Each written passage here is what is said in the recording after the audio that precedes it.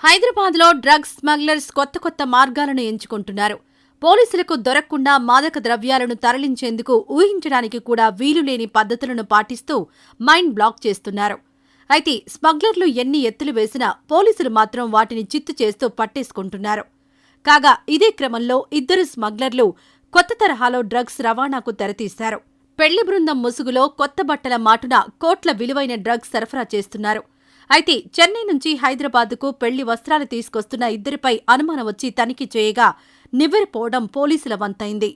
లుంగీలు, fancy items బాక్సుల్లో కోట్లు విలువ చేసే డ్రగ్స్ బయటపడ్డాయి.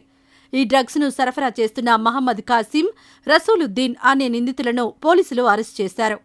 వీరి వద్ద నుంచి సుమారు 10 కోట్ల విలువైన 15 కిలోల ఎపిడ్రిన్తో పాటు ఫేక్ ఐడీ కార్డులు, ఆధార్ కార్డులను స్వాధీనం చేసుకున్నారు.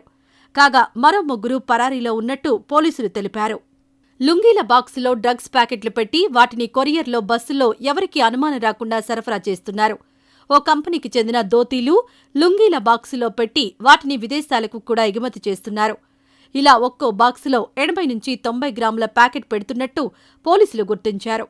చెన్నై నుంచి హైదరాబాద్, పూణే మీదుగా ఆస్ట్రేలియా, న్యూజిలాండ్కు సూడో ఎపిడ్రిన్ డ్రగ్స్ ను సరఫరా చేస్తున్నట్లు పోలీసుల విచారణలో వెల్లడైంది.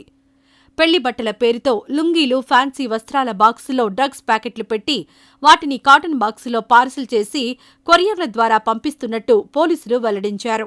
ఈ స్మగ్లింగ్లో డ్రగ్స్ తయారు చేసే ప్రాంతం, డ్రగ్స్ నిల్వ ఉంచే ప్రాంతం, తరలించే ప్రాంతమని 3 కీలక ప్రాంతాలను నిందితులు ఏర్పాటు చేసుకున్నారు. హైదరాబాద్ కేవలం డ్రగ్స్ ట్రాన్సిట్ ఏరియా మాత్రమే.